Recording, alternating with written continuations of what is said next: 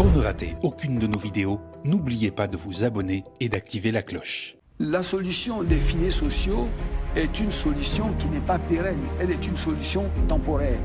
Parce que la réalité, c'est que vous sortez quelqu'un de la pauvreté lorsque vous lui trouvez une activité génératrice de revenus. Soit un emploi stable, soit, dans le secteur informel, mais quelqu'un qui a réussi à générer des revenus stables, des revenus qui ont un niveau suffisant pour lui permettre de satisfaire à ses besoins primaires. Donc là encore, je reviens sur le développement du secteur privé, des PME ou des grandes entreprises, aider des acteurs à créer des activités, à créer des entreprises où ils recrutent du personnel et où ils les rémunèrent. Des grands pays dans d'autres continents ont eu en 30 ans, en 40 ans, à sortir des dizaines de millions de personnes de la pauvreté en créant justement des activités, des entreprises par le secteur privé pour avoir des emplois, secteur agricole, secteur industriel, comme disait, secteur tertiaire. Donc l'objectif du candidat, c'est d'accroître de façon significative le développement du secteur privé, également en milieu rural, en région, pour pouvoir occuper les personnes, générer des revenus et réduire la pauvreté. Oui, on va parler économie à cause du temps. Premier ministre, vous avez parlé de la place du secteur privé, surtout des PME. Mais les statistiques nous disent que près de 80% des PME meurent avant 3 ans. Les raisons, une fiscalité lourde, un coût des investissements un peu rigide, des problèmes de financement qui ne sont pas toujours là. Alors comment vous allez résorber cette question? Des initiatives ont été prises en particulier au niveau des PME pour adresser, je dirais, la question de l'appui au développement des PME. Et celle qui a été prise récemment et qui est donc en œuvre actuellement se retrouve dans la création de ce qu'on appelle le GUD, le guichet unique donc, du développement des entreprises des PME, qui comprend essentiellement 2 grands volets.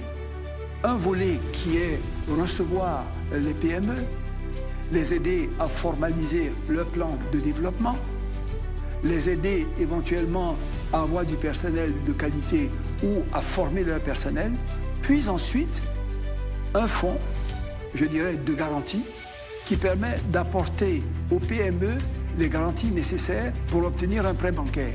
Donc ce n'est pas du financement par l'État des PME, mais cette institution de garantie a signé avec des banques locales, commerciales, des accords pour financer les PME qu'elle aurait garanties. Aujourd'hui, en l'espace d'1 an, on parle de plus de 2000 financements qui ont été obtenus par les PME. Et on voit que c'est une stratégie qui marche. 2 milliards, vous dites 2 milliards? Non, je parle de 2000 projets qui ont été financés en l'espace d'1 an et demi. Parce que le problème de ces PME, lorsqu'elles arrivent auprès des banques, on estime qu'elles n'ont pas la garantie suffisante pour pouvoir bénéficier d'un financement. Donc l'État permet de combler ce gap-là en étudiant le projet, en regardant ses chances, je dirais, au niveau de sa faisabilité et en octroyant les garanties nécessaires pour que la personne puisse mobiliser les ressources auprès d'une banque. Et on pense qu'au cours des années à venir, on va donc passer à une haute échelle. Ce ne sera plus 2000, ça sera 20 000, ça sera 50 000. Cette initiative est fortement appuyée par les bailleurs de fonds qui ont trouvé dans cette solution originale une voie de salut pour le développement des PME qui est quelque chose d'essentiel dans la stratégie de développement du secteur privé, puisque les grandes entreprises et les multinationales ne constituent pas le gros du secteur privé. En général, le tissu des PME, c'est 60-70%, je dirais, des entreprises du secteur privé et le reste dans les entreprises moyennes et grandes. Donc, le renforcement du tissu des PME est au cœur également de la stratégie de développement du candidat. Et naturellement, toutes les conditions de survie, je dirais l'accès au financement, l'accès, je dirais, aux ressources humaines, l'accès au marché, tout ce qui peut être fait pour permettre à cet écosystème de se développer est également prévu dans cette stratégie. Alors, au niveau de l'économie, il nous reste quelques minutes. On a plusieurs questions concernant la dette publique. Monsieur le représentant du candidat, la dette publique est passée de 6 000 milliards de francs CFA en 2011 à près de 35 000 milliards projetés pour 2025. Dites-nous, est-ce que c'est un endettement soutenable et quelles garanties donnez-vous aux générations futures? Mais, si vous voulez, je pense que c'est un sujet qui revient souvent. Il est utile certainement d'éclairer l'opinion publique. L'endettement aujourd'hui, si on regarde le niveau qu'il a atteint, parce que le ratio auquel on le mesure, ce n'est pas la valeur absolue que vous regardez. 35 000 milliards ou 6 000 milliards, c'est en regard de la richesse du pays. Voilà, on avait 6 000 milliards, mais le ratio de la dette sur le PIB était de 69%. Donc c'était élevé, plus élevé que maintenant. On a 35 000 milliards, mais le ratio de la dette, je dirais, sur PIB aujourd'hui est de 57%. Donc on n'a pas un endettement qui est plus lourd qu'on avait. Si vous regardez la valeur absolue, je dirais, c'est un mauvais exemple de comparaison.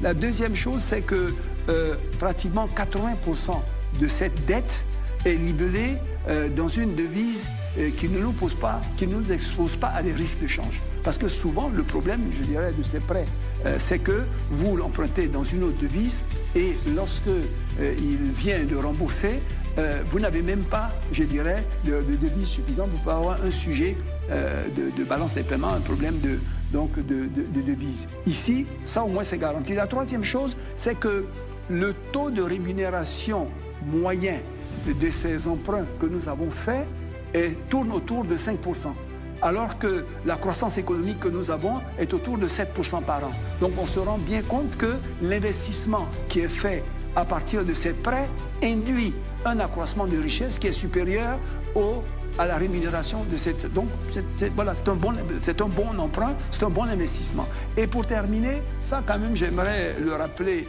à tous les sachants, mais ces gens qui nous prêtent, mais quand même, vous me disiez, imaginez pas qu'ils se disent, il faut qu'on me rembourse. Vous connaissez, vous, des gens sur le marché international, des institutions de premier plan qui se lèvent pour aller prêter à un pays qui ne pourra pas les rembourser. Et pourtant, ils n'ont pas de problème. Au contraire, ils n'ont que des éloges. Et ils prêtent, ils n'ont aucun souci. Vous, qui ne prêtez pas, vous avez un problème, je dirais, voilà. Mais pourquoi, comment vous expliquez le fait que ça ne leur pose pas de problème de prêter? Monsieur le Premier ministre, ça veut dire que vous allez rester sur la même trajectoire d'endettement ou bien, parce qu'il y a des niches quand même que vous n'exploitez pas. Par exemple, l'impôt foncier reste marginal.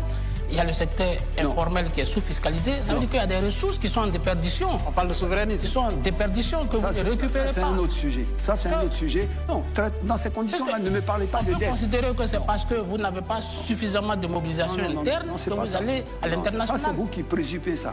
C'est vous qui présupposez ça. Parlez-moi alors du financement de l'économie. Ne me parlez pas de dette. Moi, j'ai une économie, je dois financer un budget. Où est-ce que je mobilise les ressources pour pouvoir financer cette économie? Qu'est-ce que je prends dans mes ressources propres? Qu'est-ce que je prends dans des emprunts? Voilà. Donc, qu'est-ce que je... Ici et là, on discute. Mais si vous prenez juste par lorgnette de la dette, moi, je vous réponds sur la lorgnette de la dette. Oui, il faut accroître le taux de collecte fiscale. On appelle le taux de pression fiscale. On a évolué quand même il y a quelques années. On était à 12%. Aujourd'hui, on est à 15%. On a pour objectif de monter jusqu'à 18%, je dirais, d'ici 2030. Donc, on est dans un monde qui a changé et où on a tous conscience aujourd'hui qu'une page est tournée et qu'il est un temps de réveil pour les pays sur le continent africain.